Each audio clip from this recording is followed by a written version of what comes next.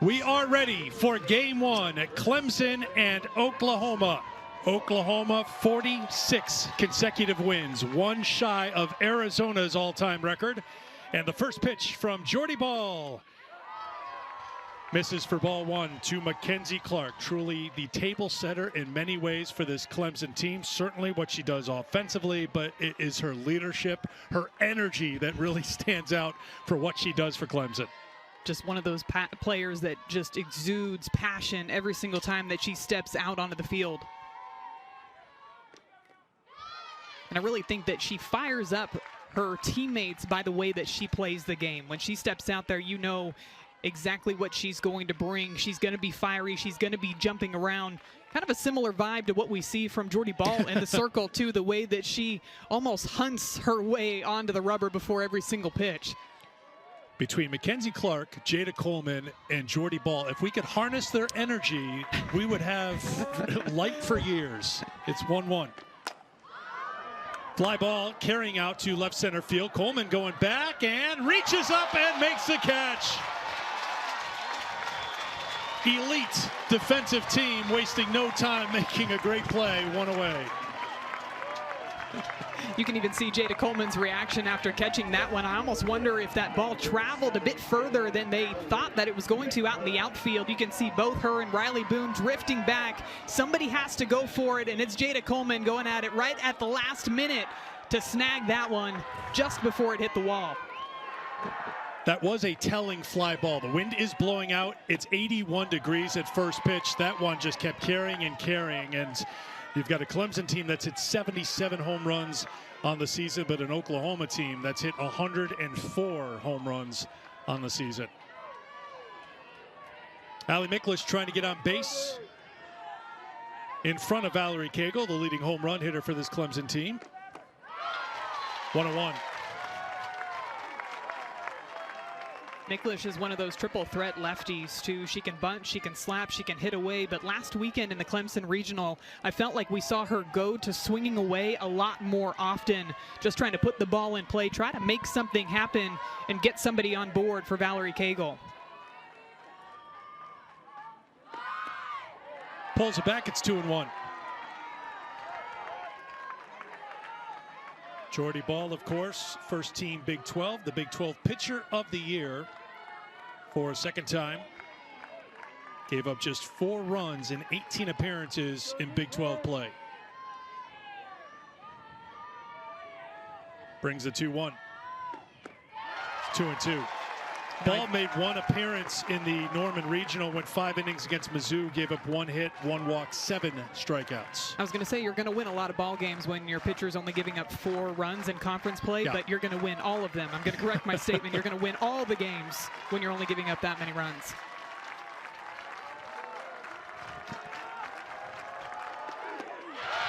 There's her first strikeout, her 8th strikeout of the NCAA tournament, 2 down.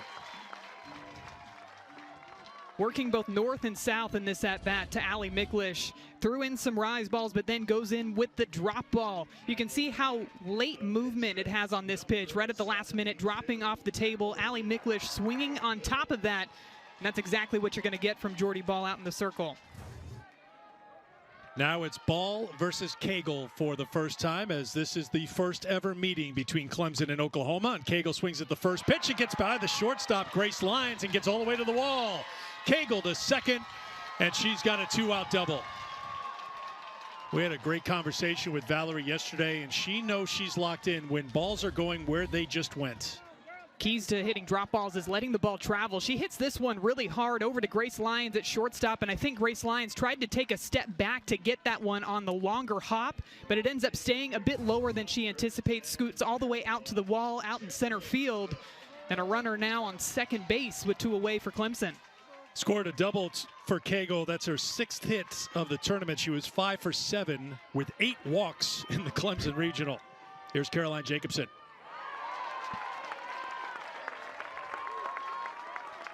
One of those 8 walks to Cagle last weekend with a runner on first base, an intentional walk to bring up Caroline Jacobson. And we often talk about the stars that are in these lineups, but you've got to look at the players that are around them too. Those are the players that have to come through. And after that intentional walk, Caroline Jacobson hit a first pitch 3-run shot to put Clemson up early in game 1 of that regional. 1-1. Jacobson, third team all-conference in the ACC.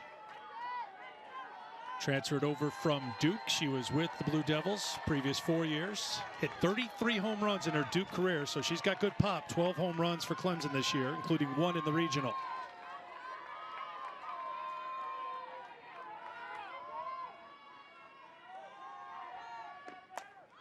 In on the hands, popped up, foul ground, and out of play. This is what Madison was talking about. Caroline Jacobson at the plates and delivered. And Mackenzie Clark loved it. There are those reactions. Valerie Cagle was on first base, and she was running up almost right on top of Mackenzie Clark at second base as she was admiring that ball leaving the yard. But that's exactly how you set the tone for the rest of the regional. After Valerie Cagle gets intentionally walked, the batter behind her, Caroline Jacobson, stepping up big. Jacobson just getting a piece.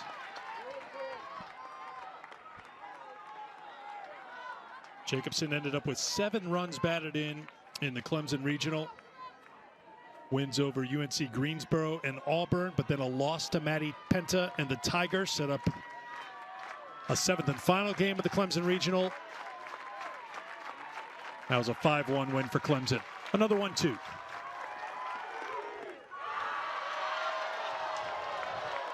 Couple of balls, teammates took a step or two towards the Oklahoma dugout. 2-2. I think they thought they had strike 3 with that off-speed pitch. All about establishing that strike zone for both pitchers in this first inning, trying to see just how far out of the zone they might get some pitches called.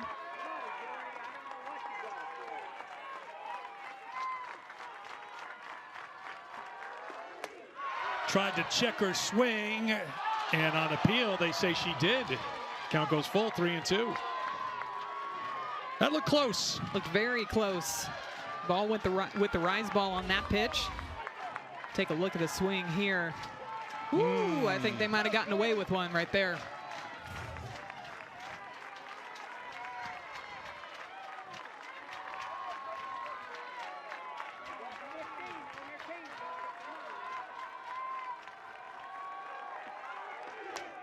Swung on and popped up, foul ground, and just out of play. Good hustle by Riley Boone, but just out of her reach. You get so few opportunities. There are so few breaks against Oklahoma. It could be something as small as a check swing going your way. And when that opportunity presents itself, you got to take advantage of it because they are so few and so far between. Well, I think we're already seeing the game plan for Clemson, too, going after the drop ball. And again, that's something that they see from their teammate in Valerie Cagle. So now going up against Jordy Ball, you got to make those early adjustments on that pitch working down in the zone. Swung on and missed. Ball gets the strikeout, her second of the inning to retire the side. Cagle left stranded at second. We played a half inning. Oklahoma coming very full day here on Supers Friday. Eric Freed, Tennessee All-American Madison Shipman with you. We're here in Norman, Oklahoma, Norman Super Regional, bottom half of the first inning, and the first pitch thrown by Valerie Cagle is slapped out to left and deep left and off the glove of Allie Miklish, the left fielder. Jada Coleman on the first pitch is at second base. Ball bouncing around a little bit as it's thrown back into the infield. Coleman always at the ready. After Valerie Cagle doubled with 2 outs in the top half of the first, she was stranded at second, but Coleman against Cagle here with a double in the bottom of the first. Aggressiveness on the very first pitch that Oklahoma's going to see in this ball game. Jada Coleman goes after a drop ball outside, and it hits off of the glove of Allie Miklish out in left field. Allows Jada Coleman to get all the way over into scoring position. Thought about advancing another 60 feet, but decides to stay where she's at second base with nobody away. Already the momentum building for the Sooners in the bottom of the first inning. Now a 21 game on base streak, and Tiare Jennings swings at the first pitch and fouls it off for strike 1 as we take a look at the Oklahoma starting lineup presented by Capital One, and Jennings, that 1-2 punch at the top with Coleman. She was great last weekend too. 4 extra base hits on the regional. Somebody that always seems to come through in the clutch for Oklahoma. Swung on and hit deep to right center field. Mackenzie Clark back to the track, and she's got it. Tagging up is Coleman. She'll head to third, one down. Two well-struck balls here against Valerie Cagle to get things started for Oklahoma. I think you can see the way that the dugout and even the fans celebrate the productive outs that they're getting from Oklahoma. Not the result that you want if you're Tiare Jennings, but it moves the runner another 60 feet. She got a really good swing on that pitch. Again, a drop ball down in the zone that she gets underneath enough to drive it out to that right center gap and bring up Haley Lee with Jada Coleman over on third base. Clemson manager, head coach John Rittman came out just to check with the plate umpire to see if Coleman had tagged successfully, and she had, so she's at third for Haley Lee. Lee lays off for ball one.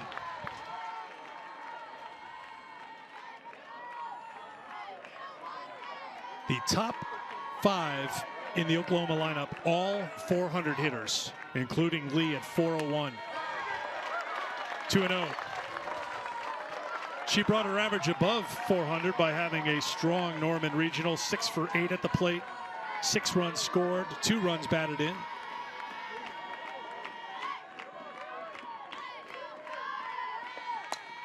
Swung on, hit deep to left center field. Oklahoma will get a run here on the sacrifice fly. Haley Lee with the RBI, her 47th of the season. 1-0 Sooners. Just some fundamental softball that we're seeing from Oklahoma. Get a pitch that you can lift enough out into the grass and be able to manufacture a run. This is a drop ball that's actually left up in the zone right about belt high. Haley Lee just gets a bit too far underneath this one, but hits it far enough to easily allow Jada Coleman to score from third base for the first run of this ball game.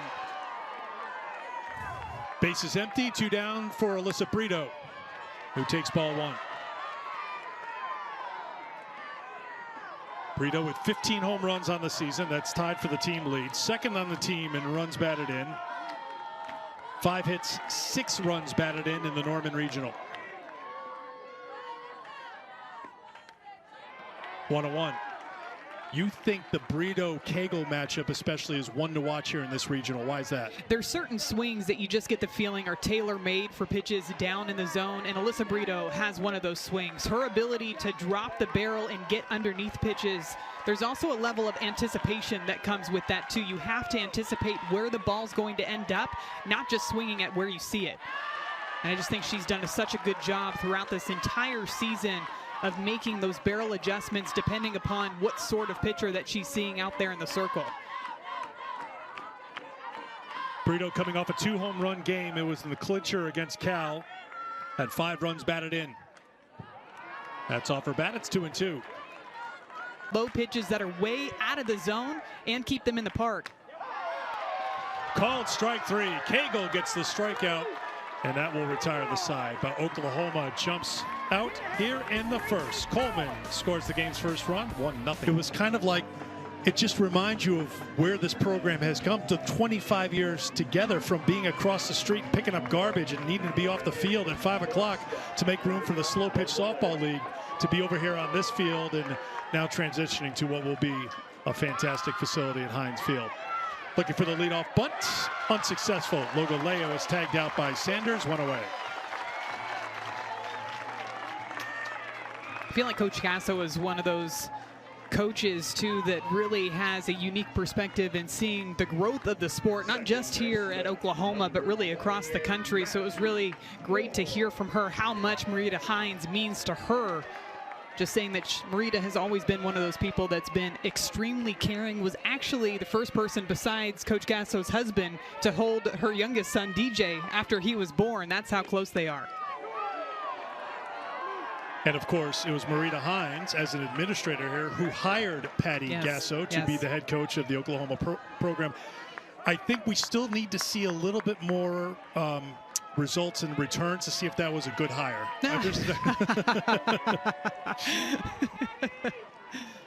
Well, if you need an example, you can just go ahead and look at the wall, It's Eric. amazing. That'll tell you. Yes, it is. If you look at the outfield wall, there is just part of the history lesson.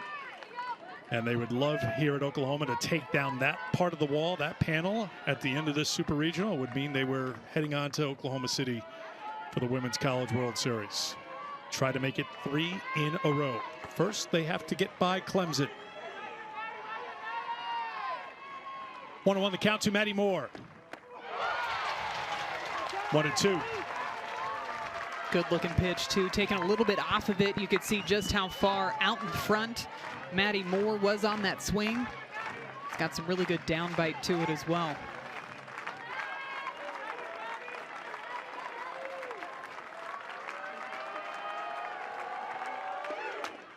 Grounded to third. Brito over to first, 2 down.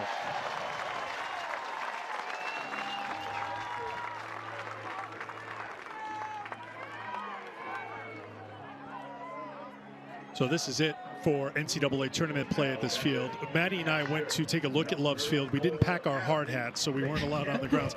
I know nothing about construction. They got a long way to go, and who knows if it's going to be ready for opening day next year. They say it will be, but I think they're just saying, look, we know we're going to be there next year at some time, and by the end of May, there won't be an NCAA tournament game played here. It'll be over at the brand new facility for Oklahoma softball. So that's why there's this nostalgic feeling when you talk to the folks here in Norman about seeing these games played here this weekend. And it did take us a while to drive around the outside of the new Love's Field, yes, too. It is absolutely massive. It's going to be fantastic when that field is built. I believe that the estimated seating capacity is right around 3,000. With room to grow, apparently. With room to grow, yep. Yes, yes. I mean, here's the look of it. This is why, you know, we used up a lot of gas driving around this complex. So they've got some framework up. They've got a lot of work getting done, and you just hope for good weather throughout the winter, and they can just work all through there and have it ready for next year. That is just foul off the bat of Abby Vieira. And I think really when you look at where Clemson's coming short such a short period of time, and we showed you that program started in 2017, they look at things like what you're looking at right now, the interest, the support, the popularity of softball, and Clemson's like, I'd like a seat on that rocket ship.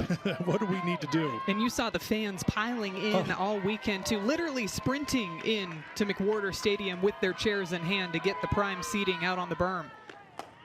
Grounded past Lyons, who does an awkward split at the end of the play. That should be the second hit of the game for Clemson. It's with 2 down, and it's off the bat of Vieira. Couple of hard hits on the ground for Clemson. This one into the 5-6 hole, and Grace Lyons is going for the backhand, but it looks like she just doesn't get that glove down enough. And you're right, Eric, a bit of an awkward slide as she tried to stop her momentum in preparation to throw that ball back across the diamond. Clemson going after those high velocity drop balls, seeing if they can make something happen. Here's the number 8 hitter, JoJo Hyatt, who is second on the team in hitting at .341, and she takes ball 1.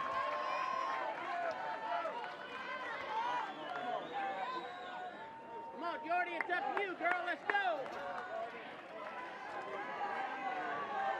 Hyatt, the redshirt junior, made a big leap this season at .211 a season ago.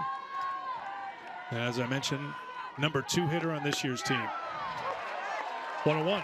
And stepped up in a big way too. Abby Vieira, the batter in front of her, was out with an injury after getting hit by a pitch back on April 11th. Made her first appearance back into the lineup last weekend in the regional. But Coach John Rittman said that JoJo Hyatt is somebody that stepped up in so many ways for this team, being back behind the plate, and obviously what she's been able to bring offensively for this squad as well. There goes the runner off the glove of the catcher, and sliding in safely is Vieira. Talked earlier, Eric, about taking advantage of the opportunities that you do get against Oklahoma, and that being a prime example right there. Ball ricochets off of Kinsey Hansen back behind the plate, and immediately Abby Vieira takes off to move on over into scoring position. 2-1 the count. 2-2. Goes in the books as a pass ball. There hasn't been a successful straight steal of a base against Oklahoma in the Super Regional since 2018. This is a Clemson team that has used the stolen base to their advantage. 102 on the season. That goes in the books as a pass ball, allowing Vieira to get second. 2-2. Fisted back behind the plates, and well done by Hansen to get there to retire the side.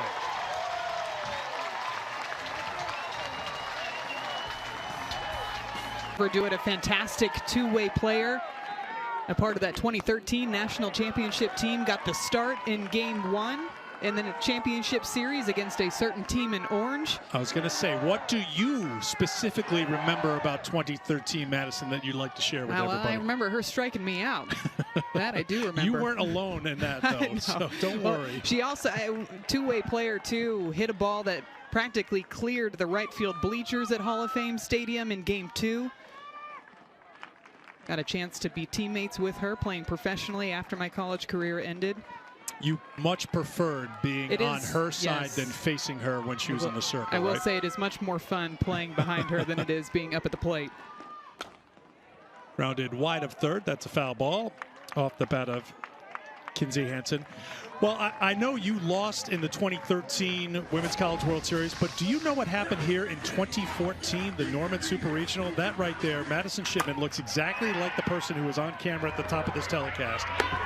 The last time Oklahoma lost a Super Regional game here in this building was to Madison Shipman and the Lady Vols. Is it bad that the only thing I remember about that weekend is that we ultimately lost and my career ended here on Marita Hines Field? But hey, you had to remind me that we did win and we were the last ones to beat them in a Super, so I appreciate that. I really do. I appreciate that. But that's it. It's amazing. Since then, they have not lost a Super Regional game here on this field. Last time they did not host was 2015, was the year after that 2014 three-game Super Regional Series against your Lady Vols. 13 straight Supers wins at home since then. 2015, they traveled to Alabama, I believe, to the Rhodes House for that Super Regional. Slap to right field, and that's just foul.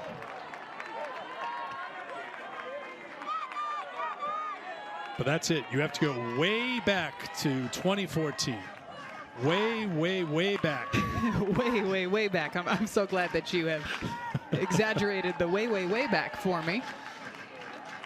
I just like revisiting your look. You had the ribbon, then you had the sparkly headband going on.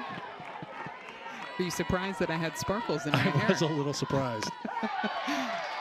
Hansen, good at-bat to get things going here in the second. A leadoff walk.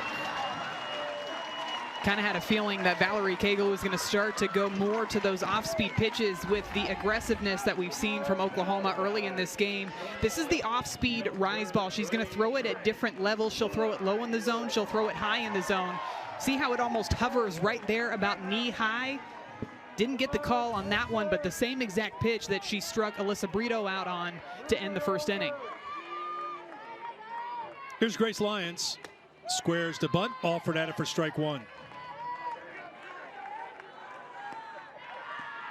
Lions batting sixth. We've seen Patty Gasso in even the 3 games of the regional, which were 3 run rule wins, play with the lineup. We haven't seen a fit set lineup, and you would think, well, here's a team that has won 46 in a row. You don't need to tweak much, if anything, but there's always that thought of, well, what's the best matchup today for my lineup? Yeah, those lineup tweaks definitely have everything to do with the swing matchups going up against a particular pitcher, because there's going to be hitters in your lineup that their swings might be more suited for rise ball pitching or swings that are more suited for drop ball pitching. And Coach Patty Gasso knows her players so well, and she knows which ones are going to match up the best against the pitcher that they're facing. Logaleo at short. The glove flip to second. Moore's got it for the first out of the second inning. Those are the kind of ground balls that Valerie Cagle wants to induce out in the circle. The weakly hit ground balls to her infield. Let her defenders play defense behind her.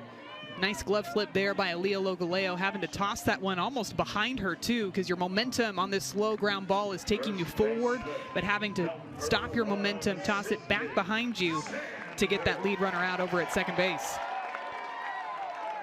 Here's Sydney Sanders, the sophomore. Swung on a miss for strike one. Interesting shortstop comparison. Two very good shortstops. Of course, Lyons, one of the top in the country during her 5 years. But you can see the number of chances over the last 16 games for Logoleo. Just one error in 82 chances. But Lyons, no errors in 44 chances. The ball is usually in play against Valerie Cagle. Well, and you think about how many run rule victories that Oklahoma has had too. That takes off a couple of innings off of each ball game. But you also look at what the pitchers on the staff throw. Now, Jordy Ball's going to throw down in the zone, so you're going to get a lot of ground balls. Alex Storako on the staff likes to throw rise balls, so maybe not as many ground balls going over to that shortstop position. But it's been really big for Aaliyah Logoleo this season to be able to step up the way that she has defensively for Clemson, just knowing how many balls end up making their way to the left side of the field with Valerie Cagle in the circle. We've seen it here in this half inning. That misses. The count's now 2-2 to Sanders.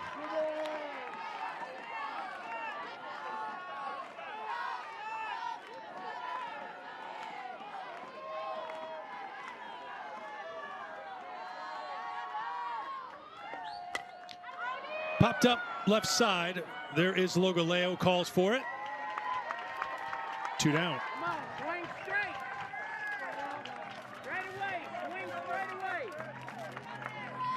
See the conversations that are happening in game between these batters too, constantly trying to make adjustments while the pitchers making their own adjustments. We saw a lot more drop balls in the first inning. This inning you're seeing Valerie Cagle adjust by throwing the off-speed rise ball at these batters to get some weakly hit balls. Melina Torres steps in, and she takes strike one against Cagle. Torres 3 for 4 with a couple of runs scored in the Norman Regional. Arizona State transfer at 346 on the season.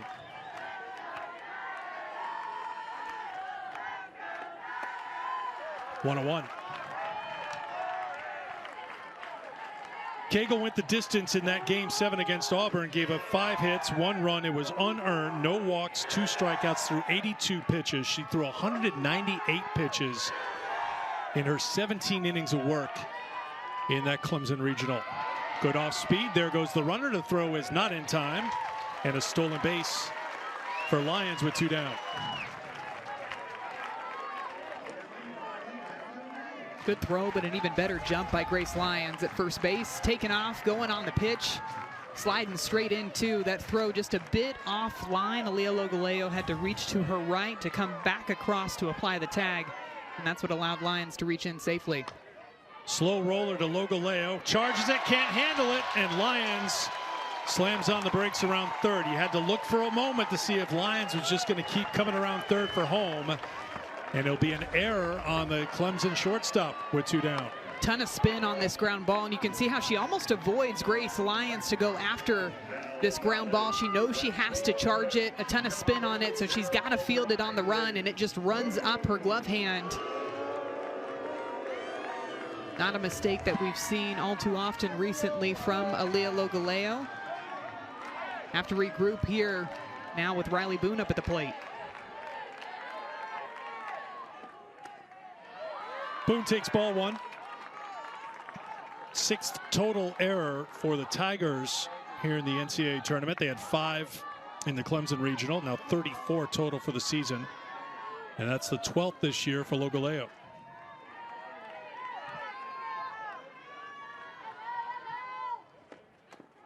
Off the glove of the catcher, here comes Lyons.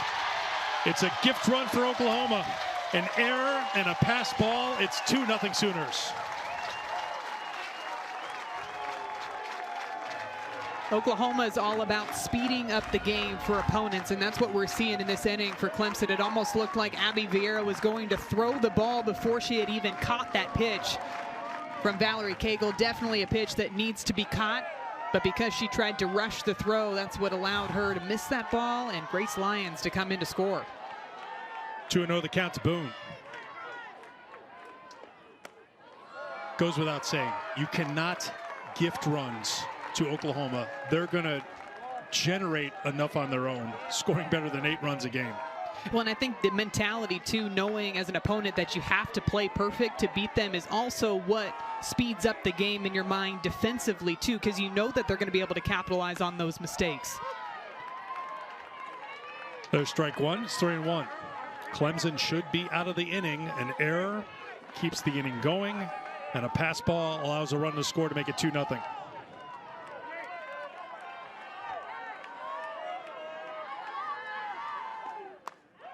Three and two.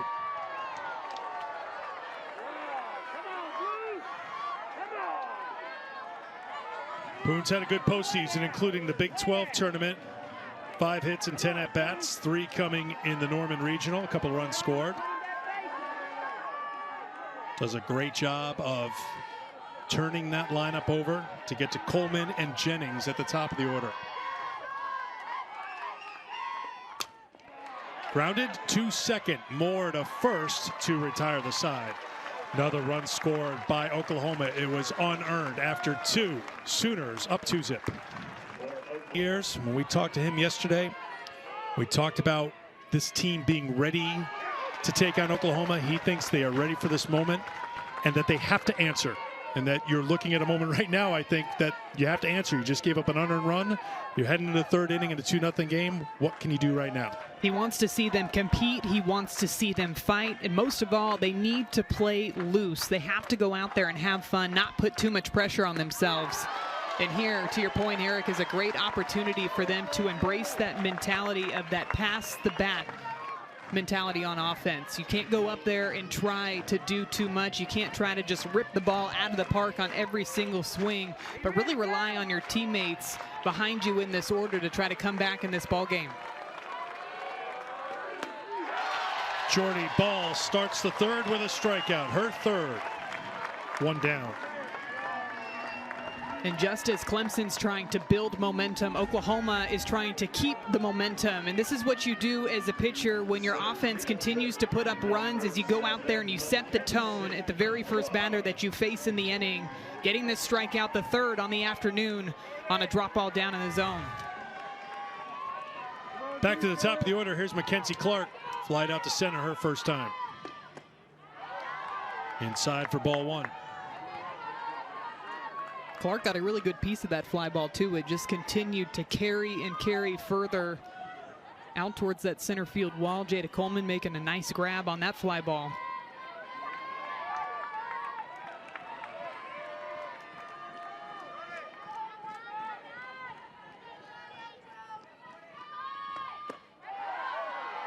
Comes inside for ball 2 to Clark, who was hit by a pitch 3 times in the Clemson Regional.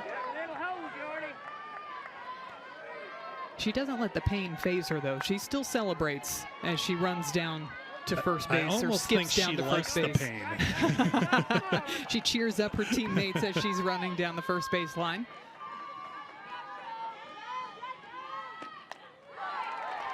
Big cut at the 2-0. It's 2-1.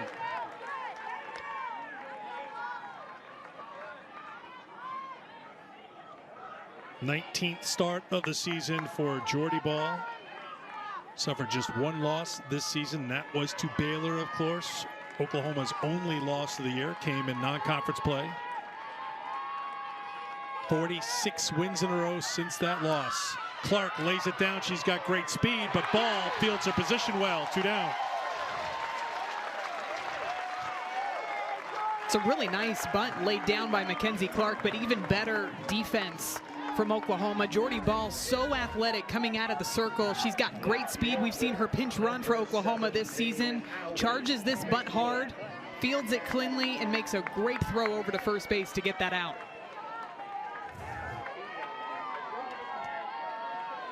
Allie Miklish struck out her first time. Strike 1.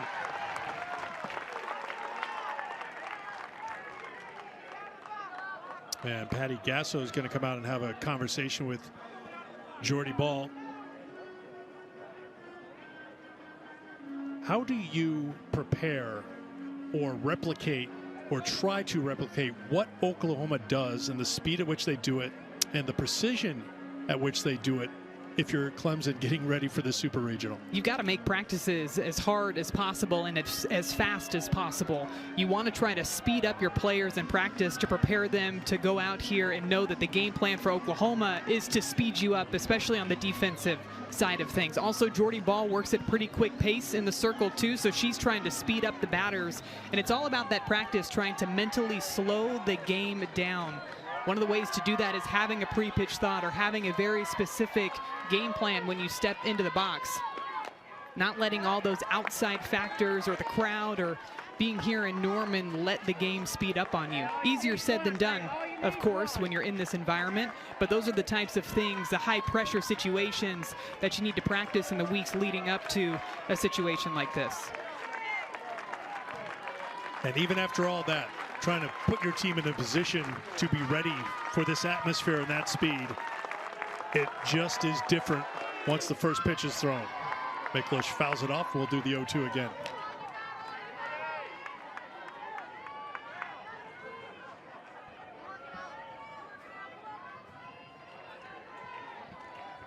Sophomore from Papillion, Nebraska. 22-1 last year. 16-1 this year. Brings another 0-2.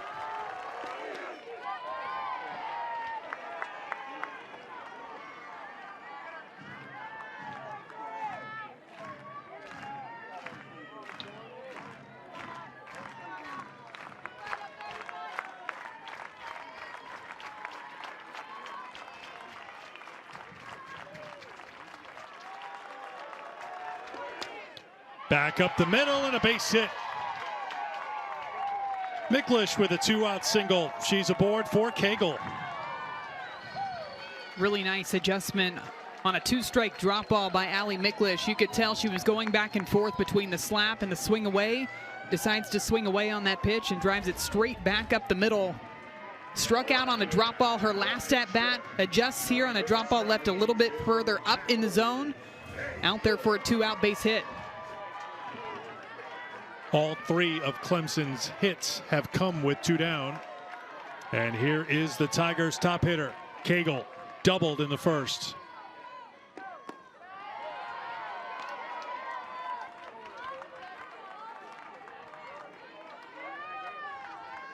Team best 19 home runs. Team best 57 runs batted in.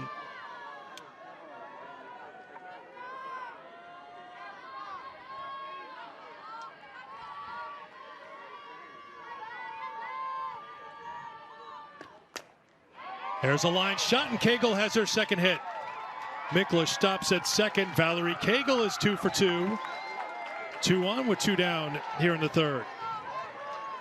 Jordy takes a little bit off of this pitch, and Valerie Cagle is just so strong in her extension through these outside pitches. She's a bit out in front, but look at how far she almost leans her upper body to get that last bit of extension, knowing she's out in front on the swing. Drops it out into the outfield for another 2-out base hit for Clemson.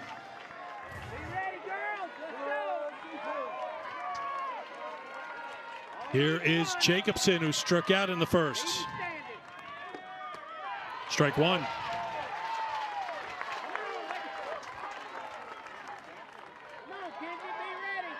Opportunity here for the grad student who has 7 runs batted in the NCAA tournament.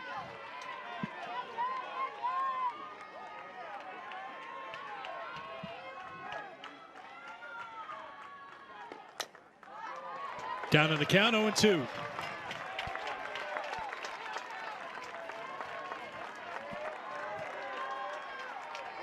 you need one, Jordy.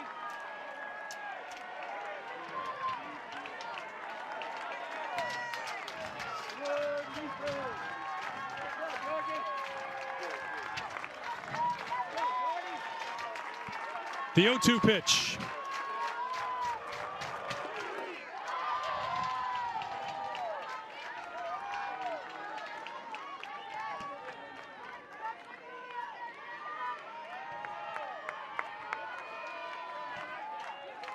Tigers making ball work a little bit here in the third.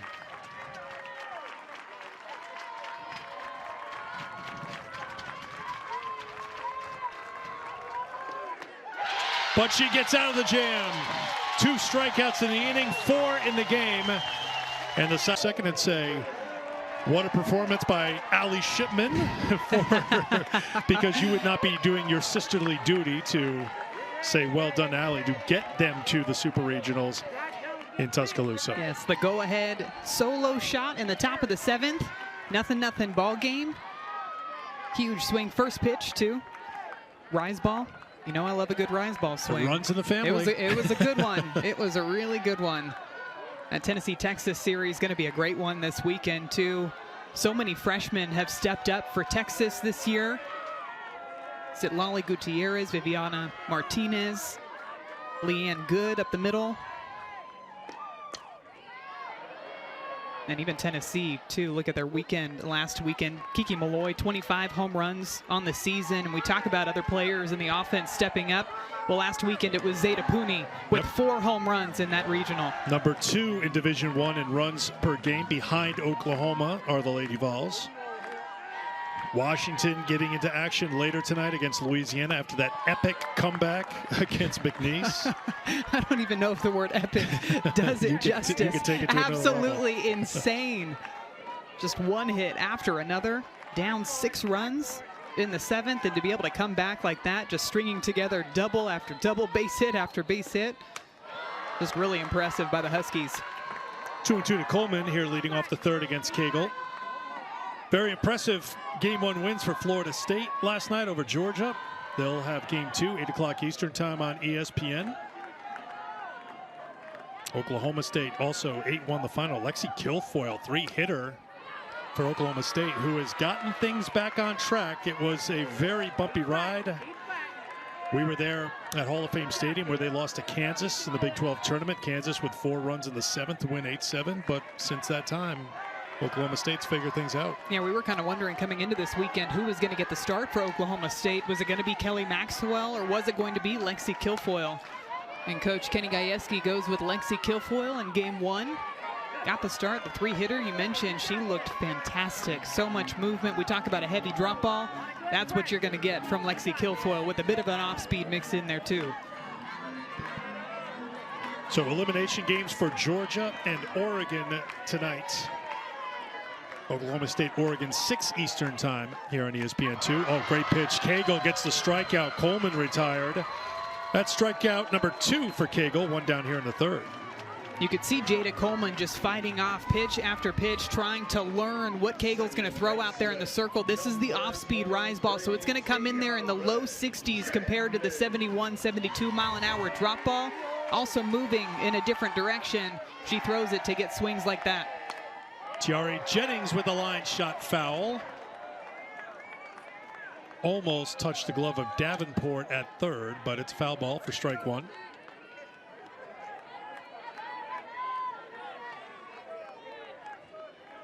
Jennings fly to center in the 1st. That got Coleman over the 3rd base, and she would score on Haley Lee's fly out to Clark for Oklahoma's 1st run. They added an unearned run in the 2nd, and now facing Cagle here in the 3rd.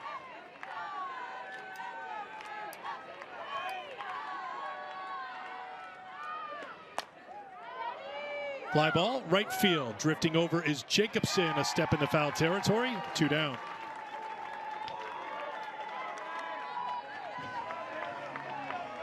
You know, for Valerie Cagle, Maddie, it's not that she's a two-way player. So, you know, you're always doing something. She is an elite pitcher and an elite hitter.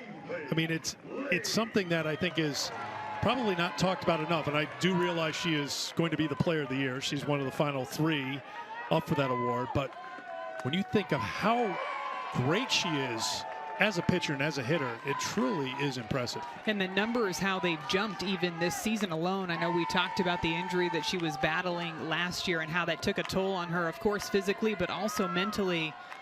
Just so strong and healthy coming into this season.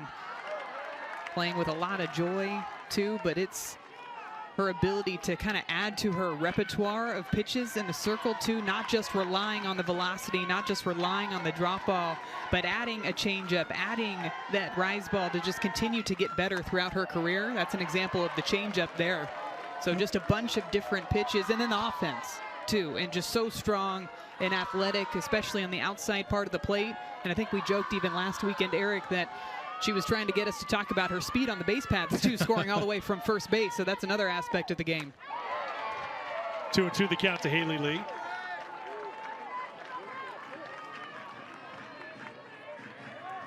Well, you see that 72 on her back. Obviously, she pretty well known. She selected that number because that's the speed she wanted to throw. That's how hard she wanted to throw, and she's reached that, but she's become much more of a pitcher instead of just a thrower as her time at Clemson has gone on. Yeah, that's something that we talked to Coach John Rittman about, and that's what stands out about the growth for Valerie Cagle, just sticking to the process and growing and maturing in the sense of what she wants to throw to certain batters in certain situations and certain swings. She's always looking at the film. She's looking at these players' swing tendencies too to decide how she wants to attack them. Cue shot just wide of first for a foul ball. And we even talked to her last week too. She got the start in all 3 games against Auburn. It's not easy to face the same offense over and over again. Gave up that 3-run home run in the first inning on Sunday to Bree Ellis, and we talked about the adjustments maybe that she made going into game 3, and she said, I really didn't have to make any. I just made one mistake.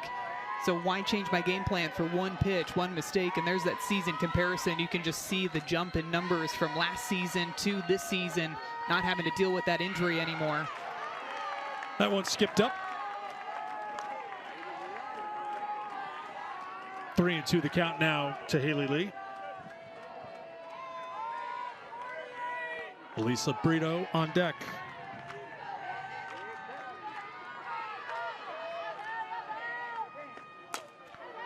Chop to third. Davenport to first. In time with the stretch. Madison May at first kept that foot on the bag.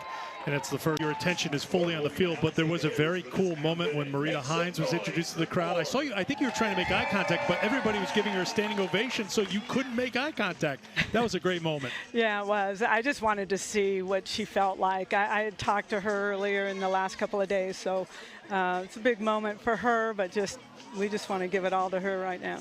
And Coach, you guys have the 2-0 lead right now, but we know how tough Clemson and Valerie Cagle are in the circle. What sort of adjustments are you wanting to see from your team as we continue through this ball game? I think we're just trying to stay aggressive early. I mean, she's got so many good moving pitches, keeps you off balance. We gotta be aggressive early. That's the best plan for us right now. Patty, thanks so much. All right. We appreciate it. Thanks, guys. Patty Gasso, Big 12 Coach of the Year yet again after their 11th straight regular season title. That's the first 1-2-3 inning for Oklahoma at the plate this postseason. Second time. Did I say first? Second. Yes, second time. I said second? Second 1-2-3 inning for this postseason. Did I say second? I think you said first. Okay, that's what you're there. Yes, you're I've there got for your me. back. Yes, yes. Perfect. All-American shortstop backing up the pitcher, Yes. just throwing meatballs right here. Still a very low number, though, to your point. Just the second time this postseason Still that very the good. order has been retired. 1, 2, 3. Galeo, Moore, and Vieira due up against Jordy Ball here in the top half of the fourth. Game 1 of the Norman Super Regional. Tigers trying to do something early in innings because they've waited until 2 outs to get their hits in the first 3 innings against Jordy Ball. And they've had a couple of opportunities, but Jordy Ball's been able to get the big strikeouts with people on base. Both times Caroline Jacobson coming up with runner on or runners on. Getting 2 big strikeouts to the 4-hitter in this offense. 1-2 the count to Aaliyah Logaleo, third-team all-conference selection in the ACC. Excellent postseason heading into the Super Regional, 6 for 12 in the Clemson Regional. A couple of home runs, 4 runs batted in. As a team, the Tigers hit 7 home runs in that regional. Look out, Maddie Moore.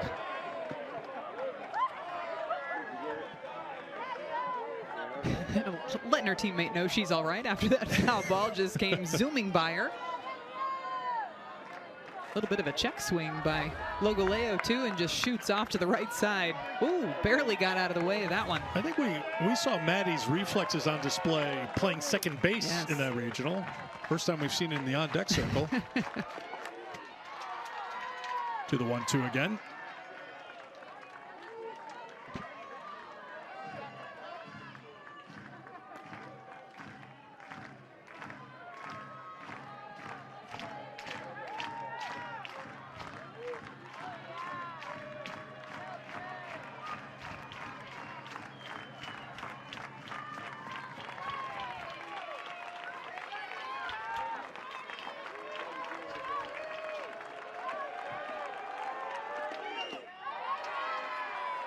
Two and two. That is beyond left field.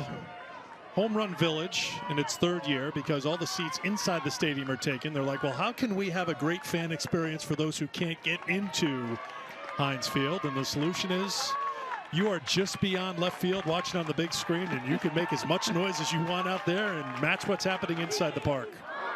Ouch, that one rides inside on Logoleo. And the leadoff is aboard for the Tigers here in the fourth, but not without some pain. Drop ball just slips out of the hand of Jordy Ball, gets Logoleo right on the back knee. Oh, you know that one does not feel good. Jordy throws with good velocity too. You could just see it just barely slips out of the hand. A painful way to reach base, but a runner on board nonetheless. It's Coach John Rittman coming over to make sure that Logoleo's okay. He knows, because we could see it on replay. You could hear it, and by extension, feel it for her. Just right on the knee. So she needs a moment.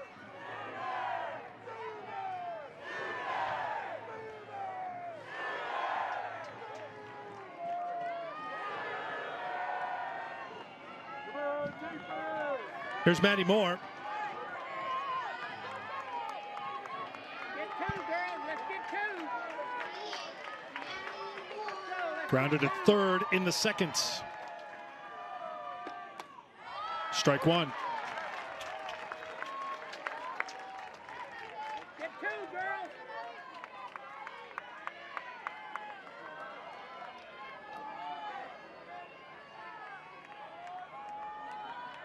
Tigers, the number 16 seed, taking on the number 1 seed. Two-time defending national champs with a 2-0 lead here in the fourth. Grounded too short, could be two. Second for one, on to first, not in time. We'll see if there'll be a challenge here. They might go to replay on this one. Lyons to Jennings to Sanders. Close play over at first. Good stretch by Sanders. Looks like the foot just clipped the front of the bag before that ball was caught. Yeah, just barely. It's a good turn, though, up the middle. Quick transfers by Lyons and by Jennings to get that ball over to first base as quickly as they did, but Maddie Moore able to just barely beat out that throw. No challenge from Patty Gasso. One down for Vieira.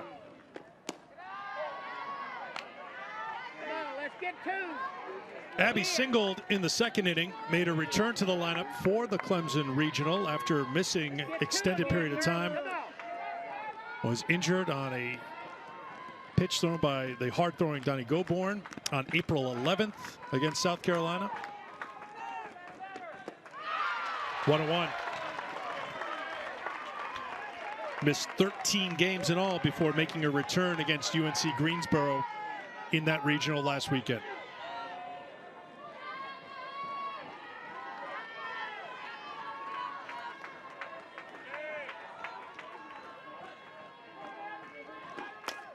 Chop back up the middle and through. Looked like Lyons and Jennings just got kind of caught with what to do with it, and they both slammed on the brakes, and as a result, it's another hit for Clemson. That is their 5th against Ball. And that play is all about the communication. You can see both of them going for the ground ball and then a bit of hesitation. Who's going to go for the ground ball? Who's going to cover second base? And I think, too, that ball was hit so far directly up the middle. I think that either one of them, either Lyons or Jennings, could have fielded that ball themselves and touched second base. But that just slight hesitation, that miscommunication that you very rarely see from Oklahoma.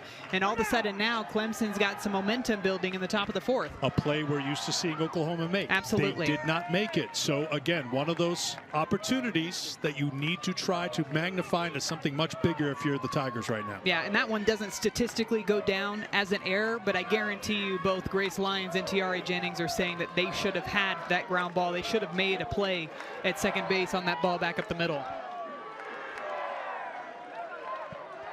Here is JoJo Hyatt. Popped out to the catcher, Hansen, who made a good play in the second inning. Strike one.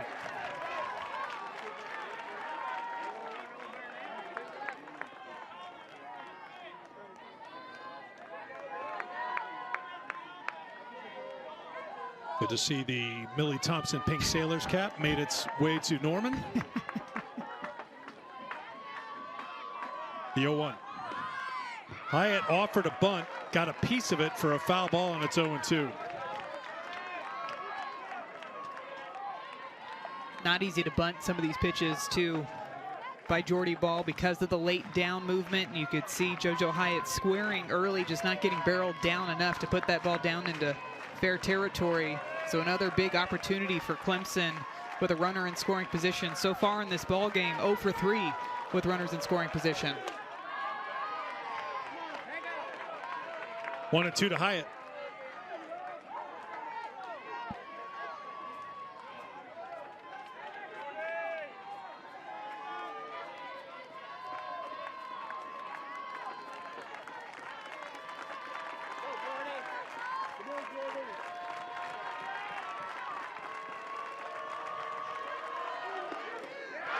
Swung on and missed, held on to by Hansen. 2 down. This is that drop ball, the one that has a bit of arm side run to it. So not only is it moving down in the zone, but it's moving low and inside to these right-handed batters. Such a difficult pitch to get your barrel out in front enough to make contact. Great late sharp movement on that pitch for 5 strikeouts on the afternoon for Jordy Ball. Reedy Davenport, the number 9 hitter, steps in and fouls it off for strike one.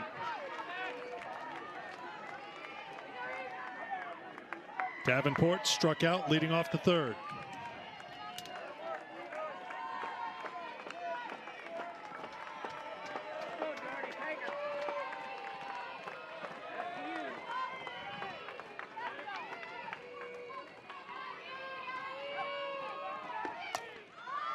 Popped up, foul ground, and calling for it and making the catch in foul territory is Boone. Andy and I were talking about before, it's how do you replicate being in this atmosphere against Oklahoma at the speed at which they do things? How has your team handled things so far, in your opinion? Well, I don't know that's their speed. We just got to take care of the routine balls. You know, they've hit a couple of balls hard, and they've had a few timely hits after our mistakes. But I like our chances. We're giving ourselves opportunities. We just got to get a few timely hits of our own here. Yeah, as far as those timely hits go, you mentioned you've been able to get runners in scoring position. What would you like to see from your offense to be able to come through in those situations? Well, I think the biggest thing is just stay competitive at the plate and get a good pitch to work with. I mean, Jordy Ball is obviously one of the best pitchers in the country. She's making the ball, you know, break a little bit, and she's got movement and velocity, so we just got to put a good swing on one and hope we catch one here. Hey, you're in the fight, John. That's all you can ask for right now. Thank Appreciate you. Appreciate it. They've had their opportunities, leaving 6 on base so far. Jordy Ball's been able to walk out of jams, and Valerie Cagle settling into a routine. The run in the first, an unearned run in the second, a 1-2-3 inning in the third, and now Alyssa Brito leads off here in the fourth and takes strike one.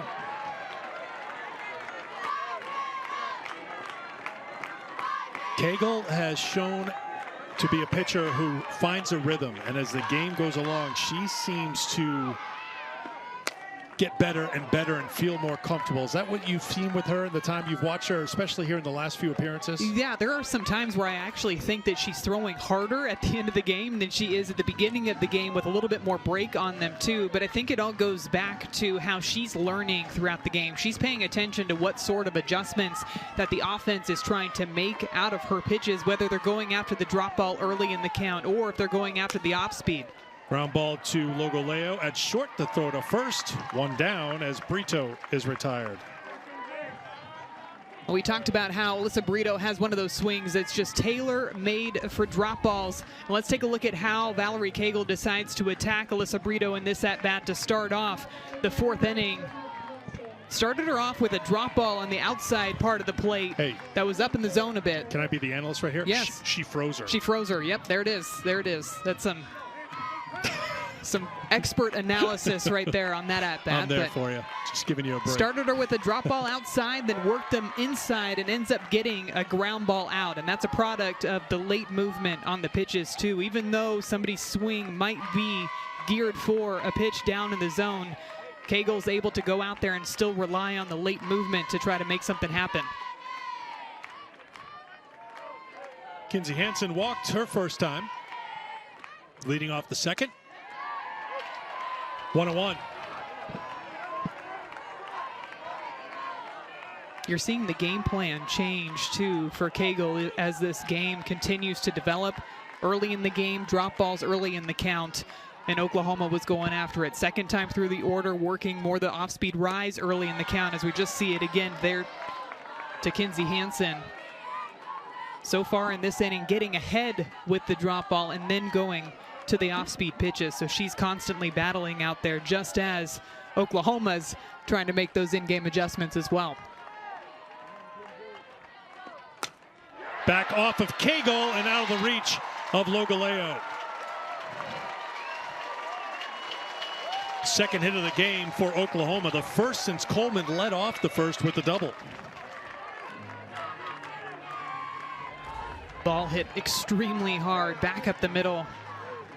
Line drive that skips off of the ground, hits Valerie Cagle, looks like right on the shin, on the right shin. Hit so hard that the ricochet went out into left field. Looks like Valerie Cagle's okay. The teammates came over to check on her to make sure she was all good in the circle. And she's getting right back onto that rubber to throw the next pitch. That next pitch to Grace Lyons. Strike one. Lyons reached on a fielder's choice in the second and scored on the pass ball to put Oklahoma on top 2-0. That's where we stand right now. Game one of this best-of-3 Super Regional Series at Marita Hines Field.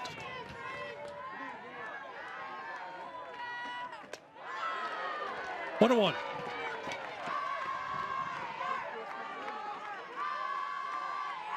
Lyons, a 5-year starter for Oklahoma. 3-time Defensive Player of the Year in the Big 12. 2-time All-American.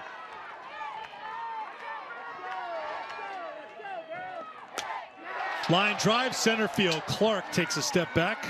2 down. Back-to-back hard hit balls in play by Oklahoma. That one just a line drive straight to Mackenzie Clark out in center field. Just continuing those conversations between these batters for Oklahoma. Something that Grace Lyons told us is so important to their offense, just having that constant communication. Sydney Sanders popped out to short her first time. Takes ball one.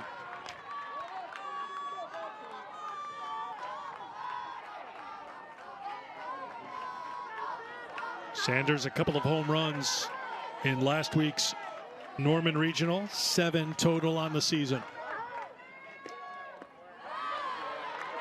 2-0.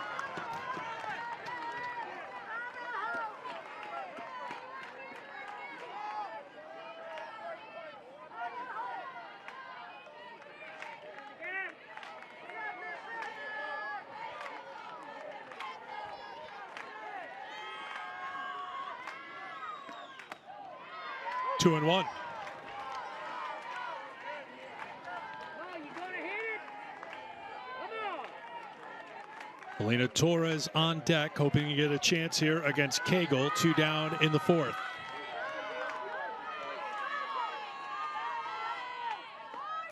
Swung on and hit deep to left. It is way out of here.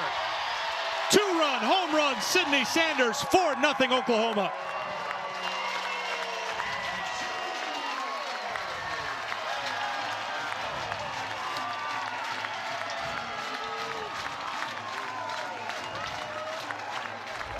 Sydney Sanders in a good hitter's count here. 2-1 count, knows that Valerie Cagle's going to come in with the drop ball to try to get this count back to even. Drop ball inside. Sydney Sanders dropping the hammer on this one, sending that thing way out of the yard to extend the Sooners' lead. 4-0 in the bottom of the 4th inning after that swing. She has homered in 3 straight NCAA tournament games. Torres lifts a fly ball to the center fielder Clark to retire the side. Oklahoma had 3 hard hit balls. The hardest hit, the one that went that 2-run home run by Sydney Sanders, put Oklahoma on top 4-0. Valerie Cagle was cruising, but Oklahoma got to her in that 4th inning, and now can Clemson answer back against Jordy Ball? It's Mackenzie Clark, top of the order here for the Tigers in the 5th. This is the time, if you're Clemson, that you need to respond. We saw that aggressive swing on the first pitch of this at-bat by Mackenzie Clark. Got to do whatever you can to pass the bat here with the top of the order up. Popped up. Hansen will run out of room.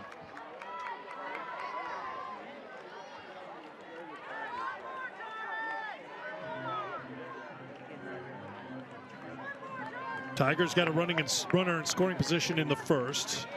That was Cagle, who was left stranded at 2nd. Vieira reached on a 1-out single in the 2nd. 2-out single in the 2nd. 2 hits in the 3rd, both left stranded. 2 more left stranded in the 4th. 6 in all for Clemson, and that's Mackenzie Clark doing what she does best. Getting hit, showing no pain.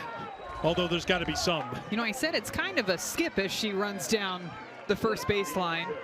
A moment to process that we've just gotten hit by the pitch, and then the immediate celebration, because then that's a productive at-bat right there. A quality at-bat, taking whatever the pitcher gives you. Free pass, get on board to start this inning. I think the scream and the reaction kind of takes your mind off of the pain. There's Dad Brian up in the stands. Checking to make sure that she's all right. Ball 1 to Miklish. Singled on a 1-2 pitch in the 3rd. She's 1 for 2.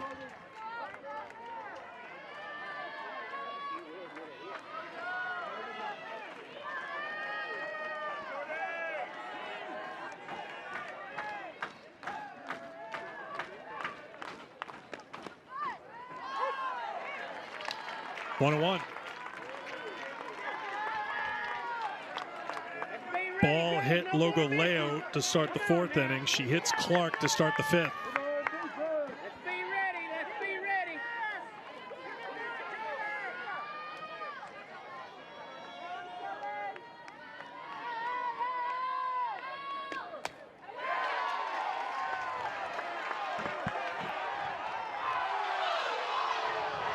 On the appeal, they say a check. It's 2-1.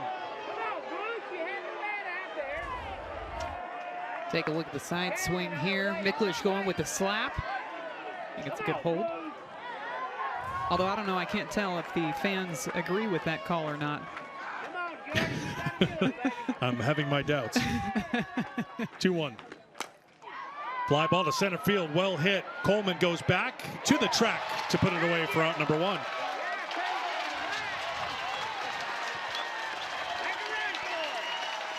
It's a good throw in, too, by Jada Coleman. Mackenzie Clark has a lot of speed over at first base, and she looked like she was looking to tag up on that deep fly ball to deep center field. But just a strike on the money in from Jada Coleman keeps Mackenzie Clark over at first base. Come on, Boone, let's go. Let's go. Let's go, girls. Here is Cagle, 2 for 2 against Ball.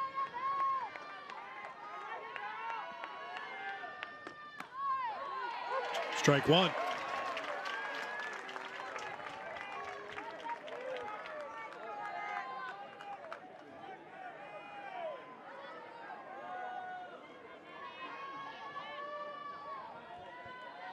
Let's get two, girls.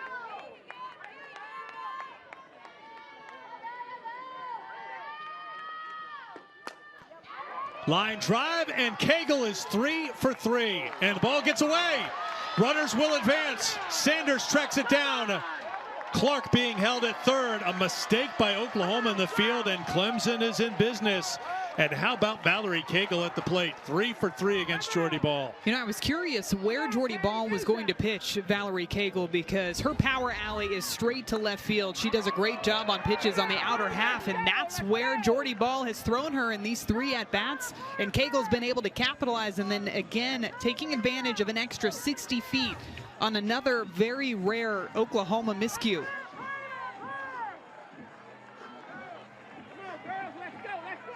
Cagle with a double, a single, and another single. And that is error number 15 on the season for Oklahoma. Just 15, but this one puts runners on second and third, and 1 out here for Clemson. Some action in the Oklahoma bullpen too. Nicole May up and getting loose.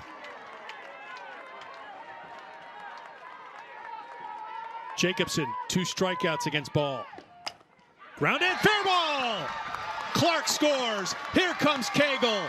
Jacobson the second. Here come the Tigers. It's a 4-2 game.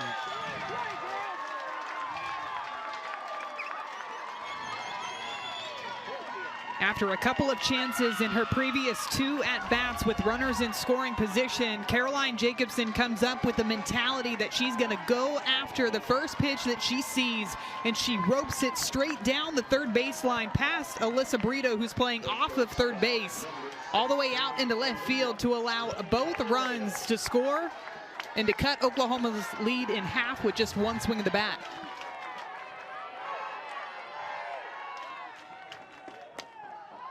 Grounded wide of third.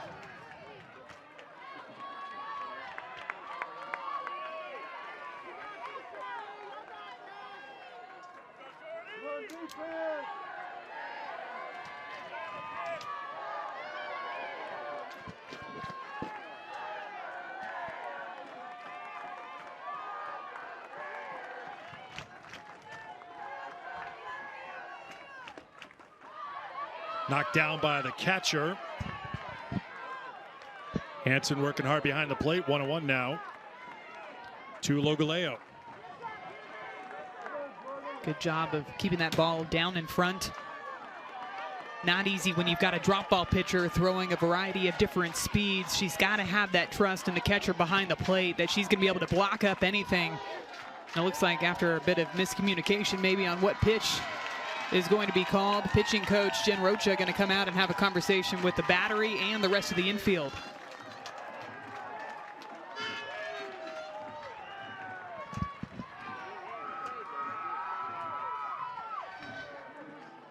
Started with Clark being hit by a pitch. Miklish flied out deep to center field. Cagle with their 3rd hit of the game.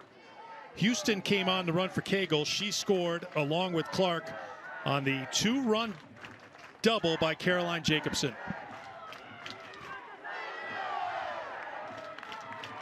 We often talk about how Oklahoma's game plan is to speed up the ball game for the opponent, but it feels, Eric, in this inning that Clemson is speeding up the game a bit for Oklahoma.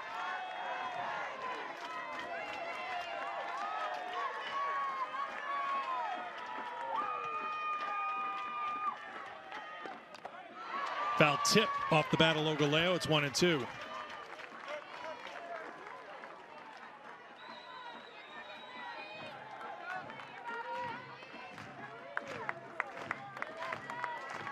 The question is, can Clemson score more against the team that has a staff earned run average of .88? They just do not give up runs. Logaleo sends it foul. But Clemson has scored 2 in this inning. Nicely done in the top row. Getting 2 back that the Sooners scored in the bottom half of the 4th. And I think they've gone back to the mentality that a big swing doesn't necessarily mean a home run, but a big swing could be a base hit to the grass. It could be a double down the third baseline, not trying to overswing, knowing that Jordy Ball's got such great movement on her pitches. That's out of play.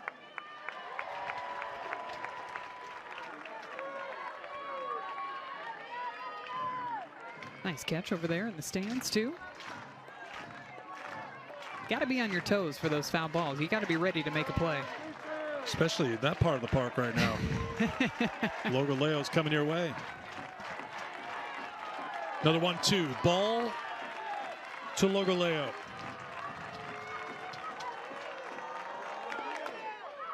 Chopped to third. Brito can't handle it. Everyone's safe. First and second for the Tigers with 1 down here in the 5th.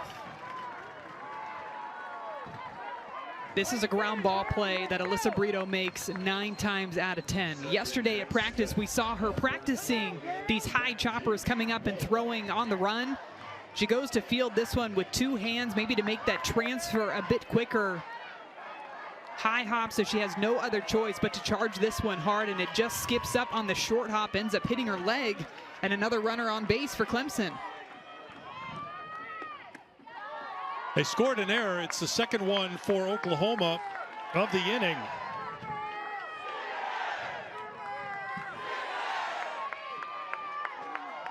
Just the 3rd this season for Brito.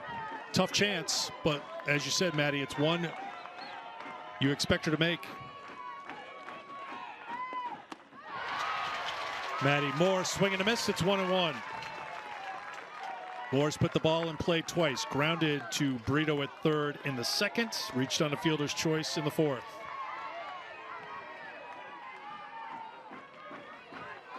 Moore's got good pop. 10 home runs on the season.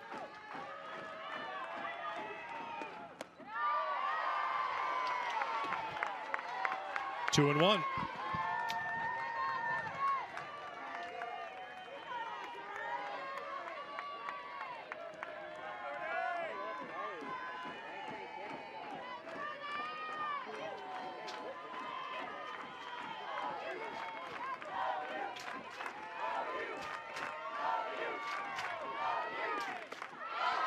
Moore tried to check, and she did on the appeal. It's 3-1. You can see the aggressiveness on these takes, especially in the pitches up in the zone. It's a good hold there by Maddie Moore. I've seen a lot of those check swings on the rise ball. They have that yes, yes, yes mentality up at the plate.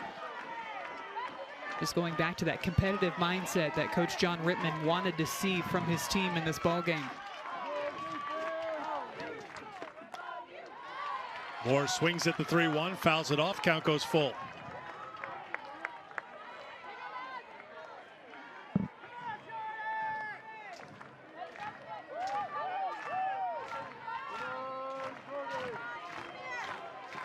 Maddie Moore, 5 runs batted in so far in the NCAA tournament. A big spot here in the Supers at Oklahoma. 2 on, 1 out, the 3-2 pitch. Got a piece as she was spinning in the batter's box. We'll do the 3-2 again. Yeah, it looks like a bit of a defensive swing there too. Pitch up and inside. I think at the last minute she was maybe trying to hold. It did look like it. Luckily got a piece of the bat.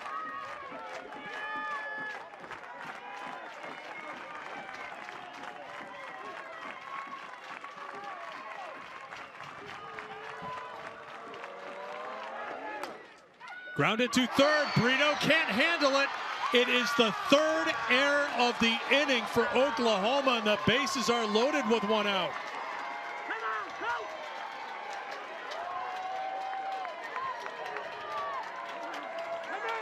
This is not something we've seen all season for Oklahoma. You could see Alyssa Brito trying to read it, trying to get it on the long hop, playing back behind at third base. And that last hop just eats her up. got caught in between bounces. Should she have come up for the short hop, gone even a little bit further back to get the long hop? Stays right in between. Another error and another base runner for Clemson. Abby Vieira with the bases loaded. There's strike one. Come on, that's the only way you're going to get it. You got to do it there. Come on, girls. Play ball. Vieira, 2 for 2 against Ball. Singled in the second and again in the fourth. Takes a strike. It's 0-2.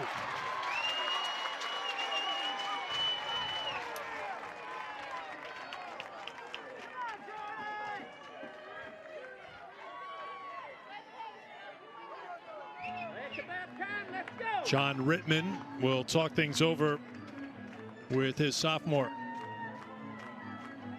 Patty Gasso will head out to the circle, try to settle down her team. How many times have you had a sentence like that said about Oklahoma? Settle them down. Now, looks like we've had a scoring change on the Logaleo grounder to Brito. They're scoring that now a hit, which is important to keep note of, because if we're talking about multiple errors in an inning for Oklahoma, which just doesn't happen, you want to be accurate. So right now, 2 errors in the inning for the Sooners. That's outside for a ball. Well, feels like 3. Brito would probably say it's 3. Regardless of what it goes down in the scorebooks, right. There's still a runner on base, and that again is something that we have not seen really all season from Oklahoma. Maybe a one miscue here and there, maybe a couple of games in between, but the fact that this inning has really snowballed for Oklahoma, something that we just do not see. Ball gets the strikeout. 2 down. Jordy Ball just thrives when she gets ahead in the count. Got ahead 0-2, and that gives her the ability to expand the strike zone, going way up and out of the zone. That one didn't even start out as a strike, continued to climb the ladder, and she gets a big swing and miss by Abby Vieira for the second out of the inning. K counter up to 6 for Jordy Ball, and here is JoJo Hyatt, who takes ball 1. Bases loaded, 2 outs, 2 runs in for Clemson here in the 5th.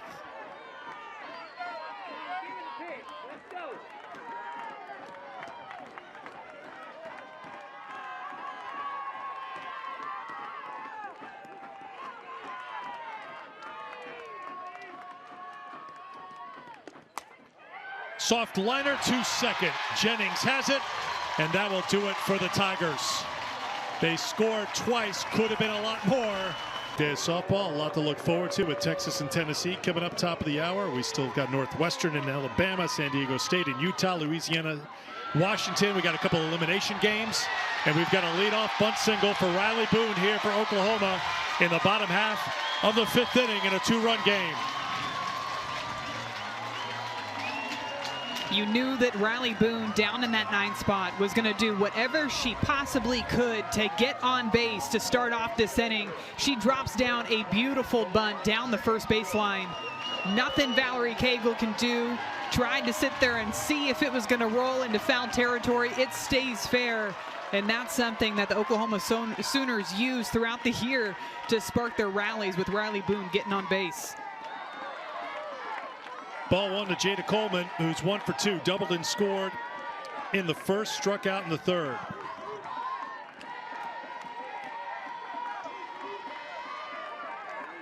Coleman stretched her on-base streak to 21, leading off for the Sooners in the bottom half of inning 1, and she's got her 2nd hit of the game, and here come the Sooners.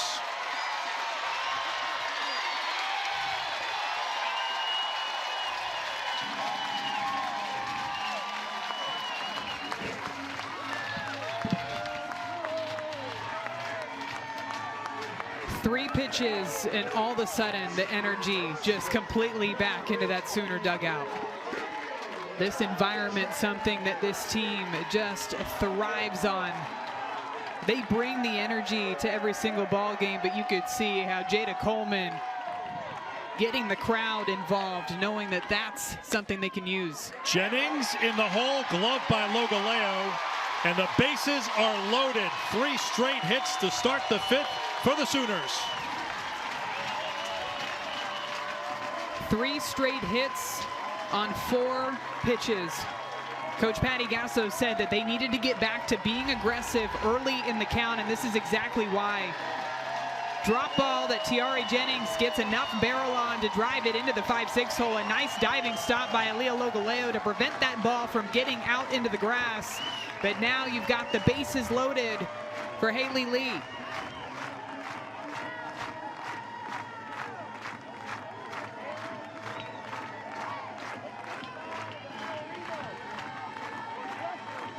Valerie Cagle was finding her stride. She had 1 out in the 4th inning, but then Hanson with a single. Grace Lyons lined to center. Sydney Sanders hit a 2-run home run. And it was a 4-0 lead for Oklahoma. Tigers came back with 2 in the top of the 5th, but they left the bases loaded. They have left 9 on base against Jordy Ball today. And now the Sooners picking up where they left off last inning. The bases are loaded, nobody out, and here is Haley Lee.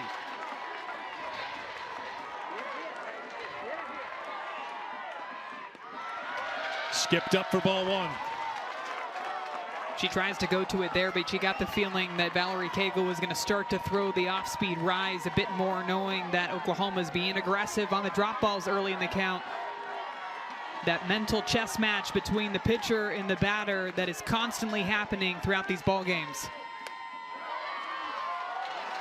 2-0.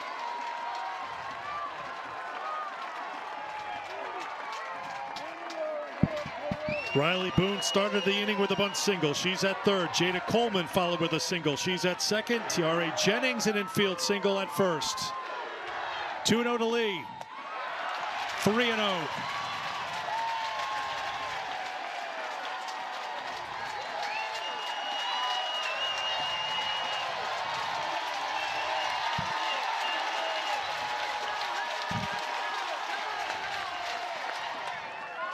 Right down the middle, it's 3-1.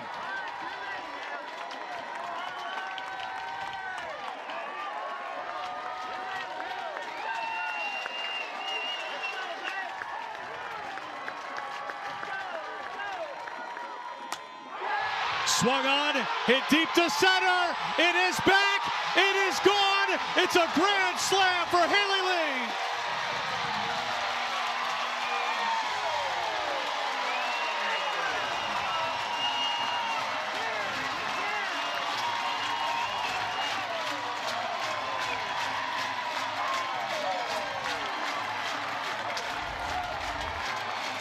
Just how quickly Oklahoma gets the momentum back on their side. A couple of swings, a couple of pitches, and then the big blow by Haley Lee gets into a favorable hitter's count, a 3-1 count, and she knows Valerie Cagle's going to come in with back-to-back drop balls, and she sends that thing out of the yard, out to center field for the grand slam to put Oklahoma up big in the bottom of the 5th.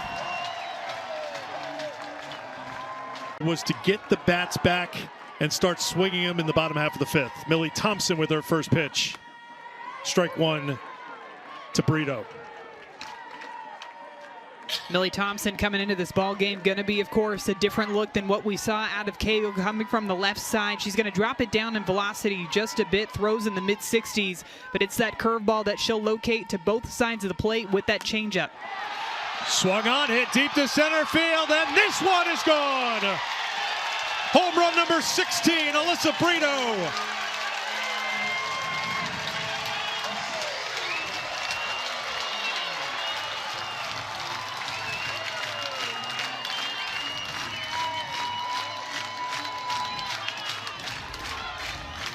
Brito comes in, a curveball inside, and look at the way that she's able to keep her hands inside of this pitch and drive the inside lefty curveball out of the park to center field. Such a great swing, and again, capitalizing on the momentum that Oklahoma got in this 5th inning. What were you saying, Eric, about just how quickly things can shift when you're playing the Sooners?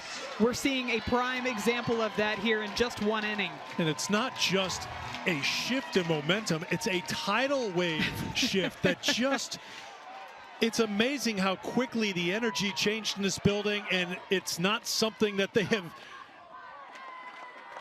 not seen before here in this park. Unbelievable. Single, single, single, home run, and now Oklahoma, with nobody out in the fifth, they're one run away from this game being over. Could be one swing away from this game being over, but you and I were talking, we think that the swing that changed it for Oklahoma was Kinsey Hansen back in the fourth inning. That ball that she hit back up the middle actually ricocheted off of Valerie Cagle, but she made such a good adjustment on the drop ball, and it seemed like after that base hit, you started to see more consistent hard contact off of Cagle. Lions followed, even though it was an out. It was a line out to center. Then Sanders had the two-run home run. 2-1 now to Hansen. This inning, Boone started it with the perfect bunt. Coleman followed with a single. Jennings an infield single. Lee the grand slam. Then Brito follows with the solo shot. Hansen to third. Davenport to Cagle, who's now at first base with Thompson in the circle. One down. If you're Millie Thompson, you've just got to do whatever you can to keep the ball low in the zone. Try to get ground balls like that. Trust your defense, your infield to make plays behind you to try to get out of this inning and keep your team in the ball game.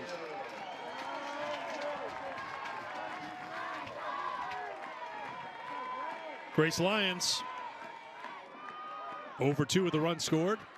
Bats with 1 down here in the fifth. Strike 1.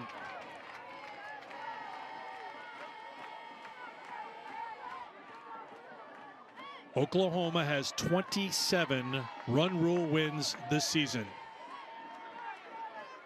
including 4 in the last 5 games. 0-2.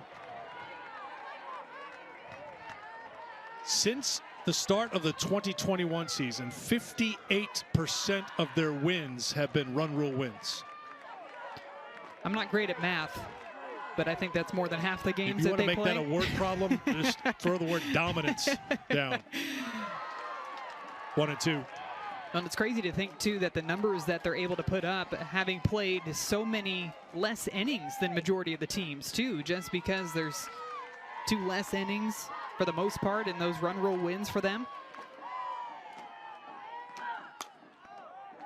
Chop to second, big hop for Moore, sticks with it on the Cagle, 2 down.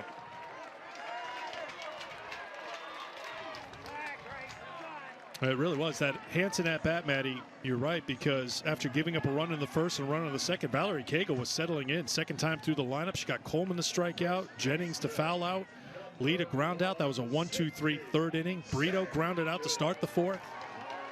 2-run game at that point. But then it was 4-0 Oklahoma after the Sanders 2-run shot. She bats now with 2 down here in the fifth. Popped up, going to be close here, and did it scrape the net? Yes, it did. So no catch for Vieira. She sold that one, though. She fooled me for a second. Strike 1 to Sanders, who's 1 for 2. There is Cagle, stays in the game at first. And they'll keep her bat in the lineup.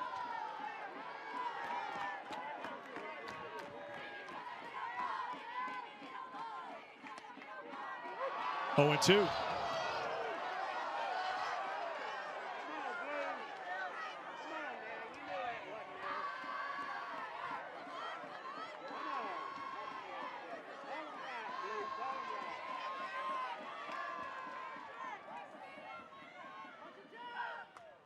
Just getting a piece. We'll do the 0-2 again.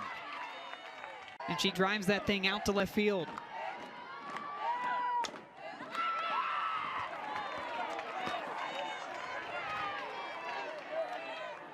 Oklahoma with a program record 46 consecutive wins. A win here today, they will tie the NCAA record set by Arizona from 1996 to 1997. With a chance to break the record tomorrow. And with a win tomorrow after this win today, they'll be back to Oklahoma City. Thompson trying to keep it right here at a 7-run game and let Clemson come up to the plate in the 6th.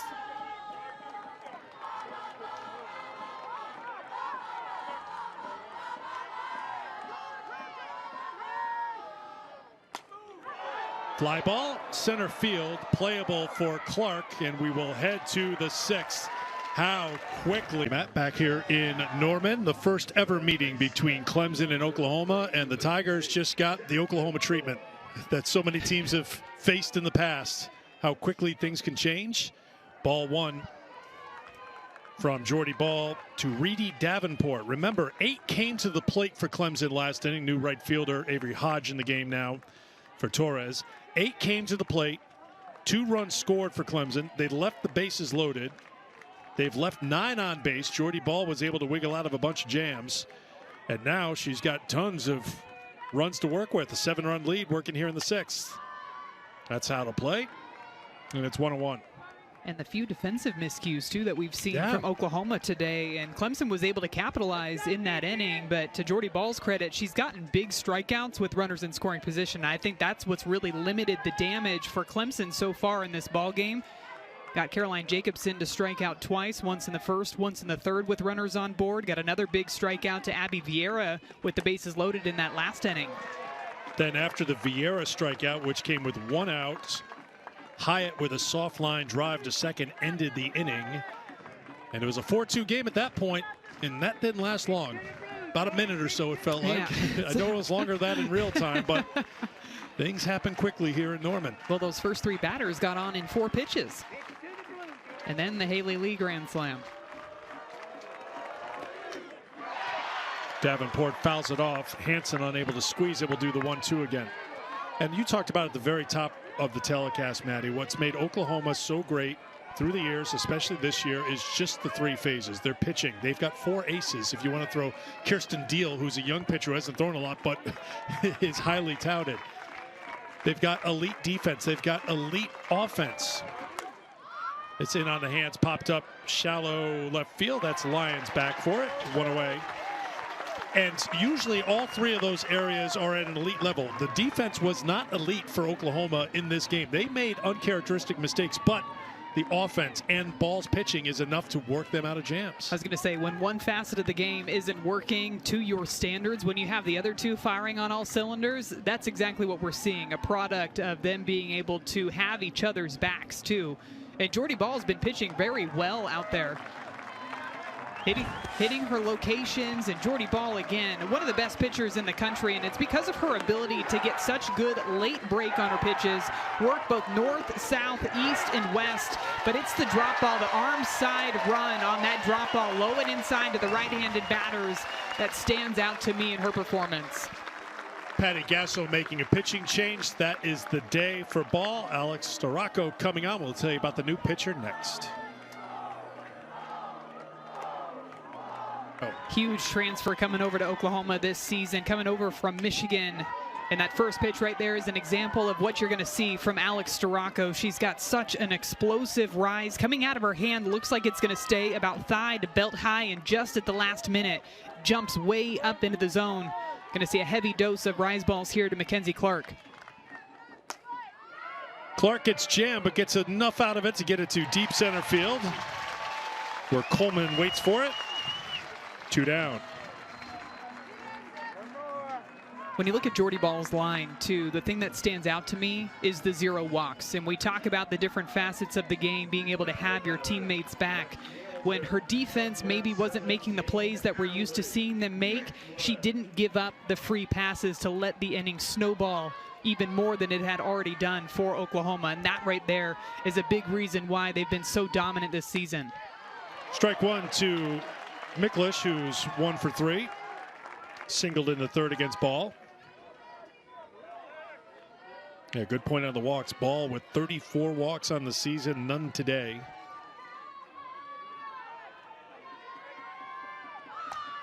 Miklish with a bunt. Right back to the pitcher, though, who has time to throw it on to first. Storako to Sanders to retire the side. On to the bottom half of inning 6, a 7-run Sooner lead. And we're keeping track of a new pitcher for Clemson, the 3rd of the game. Coming on now for the Tigers, it's Brooke McCubbin, the sophomore out of Georgia. Brooke McCubbin coming into this ball game just to make sure that the Sooners don't get too many looks at their pitching staff. Going to throw in the mid-60s. She kind of works all 4 quadrants of the zone. That's an example of the drop ball that you're going to see. She has a screwball. She has a rise ball as well as an off speed. Her job coming into this ball game, get her team back into the dugout to pick up the bats and extend this ball game. Jocelyn Erickson pinch hitting here in the 6th. And the count's now 1-1. Erickson, the freshman from Phoenix. 2 for 6 with a home run. 3 runs scored in the Norman Regional. A reminder, a 7-run lead for Oklahoma as they bat here in the bottom of the 6th. They get a run here, the game is over by way of run rule. It'll be an 8-run lead after the 5th inning.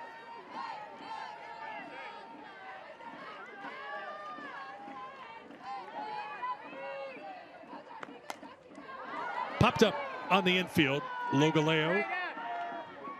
1 away. Come on, you're swinging straight up. Swing straight. Right away. Right away. Here's Riley Boone, who did not have the hardest hit ball of the game, but maybe she had the spark type of hit. Her bunt on the first pitch of the 5th inning really started to turn that momentum in Oklahoma's favor after Clemson had all the momentum in the top half of the inning. She didn't even give us enough time to highlight her 500 on base percentage.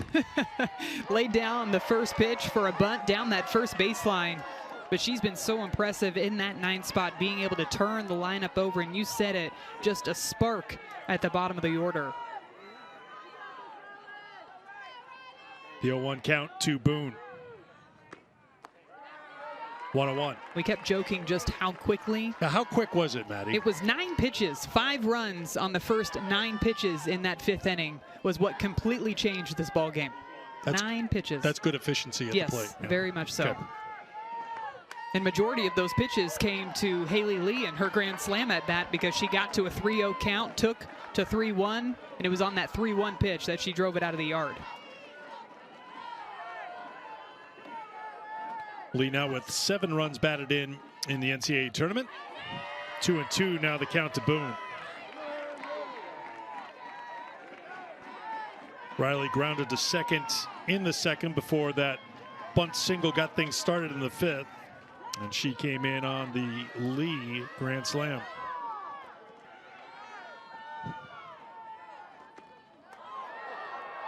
Three and two.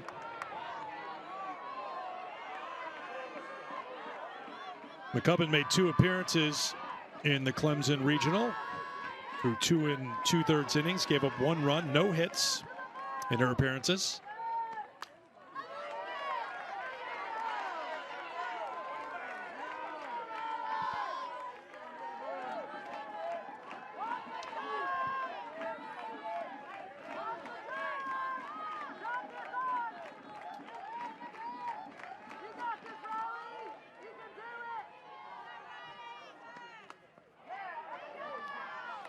Foul tip into the glove of the catcher. Vieira held on to, and Patty Gasso comes to dispute it. She had a pretty good view from the third base coach's box.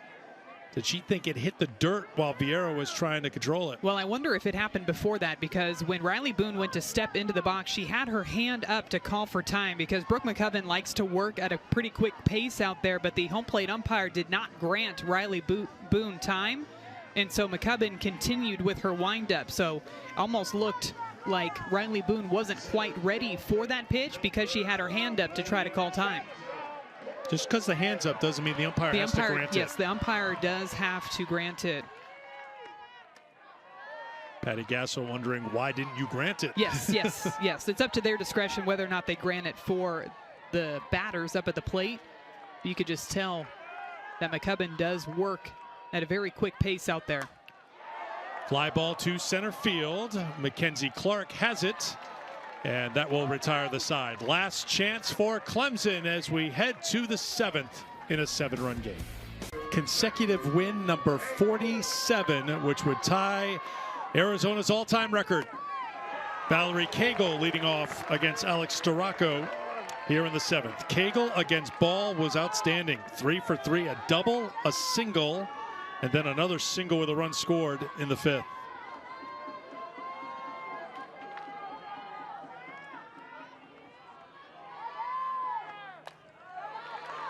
Oh and 2. When we're done here in Norman, we'll get everybody to Knoxville for Tennessee and Texas, game 1 of that Super Regional. Wall-to-wall softball all day, all nights on ESPN Family of Networks, including 2 elimination games, Florida State and Oklahoma State, trying to punch their tickets to Oklahoma City in the Women's College World Series. Oregon and Georgia needing wins today to force deciding game 3s.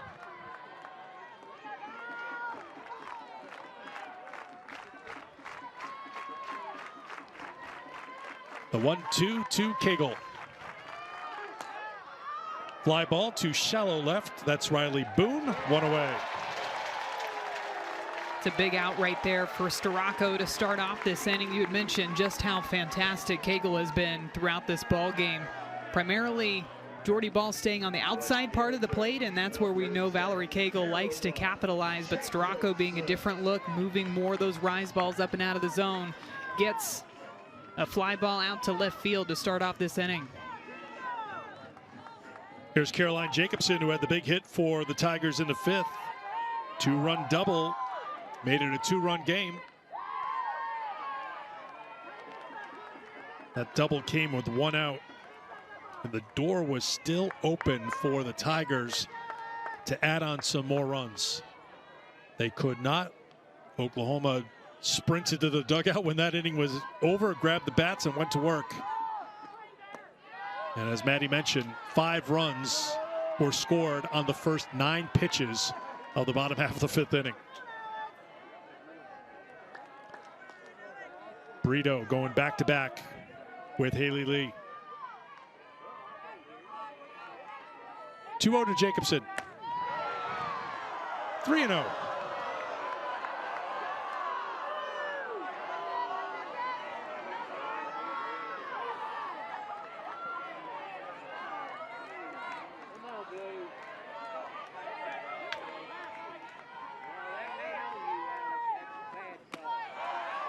There's a strike. It's 3-1.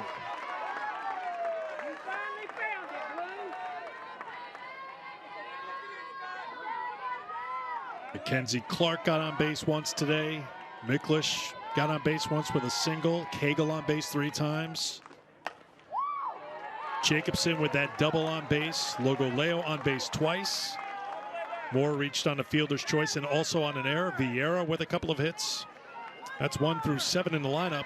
All getting on base, all trying to make things happen here in Norman, but too many opportunities missed for the Tigers at the plate. Several different innings with 1, 2 batters left on base, even 3 left on base. We're finally able to come through with that timely piece of hitting off the bat of Caroline Jacobson.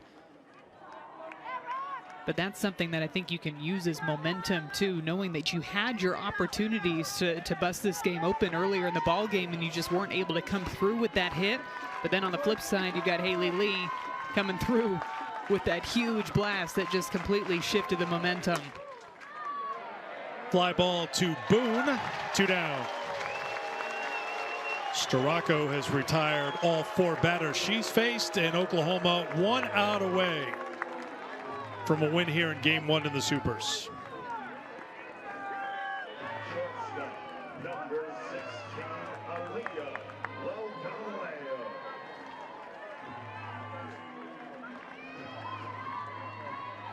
Here's Logoleo, 1 for 2, singled in the 5th, was hit by a pitch in the 4th, grounded out in the 2nd. Strike 1 from Storako.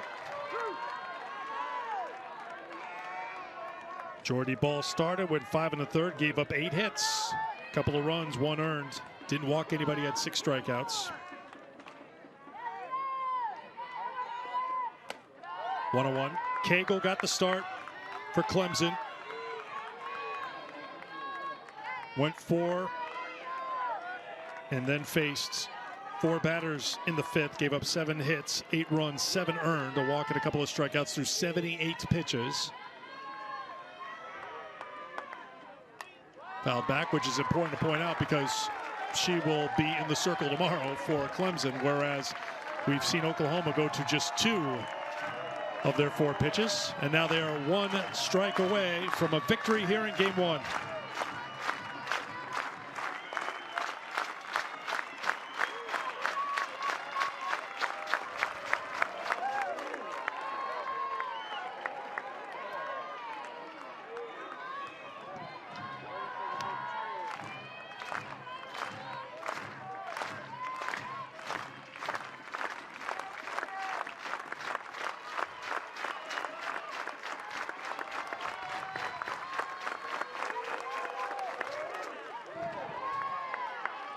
Good battle here by Aaliyah Logaleo, making sure that she is forcing Starocco to throw as many pitches as possible in this at-bat.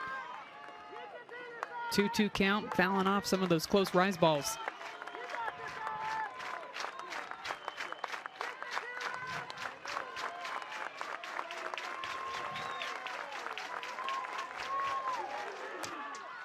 Popped up right side. Jennings has it. Oklahoma has 47 consecutive wins, tying Arizona's 26-year-old record. They have a chance to break it on Saturday and a chance to make it back to Oklahoma.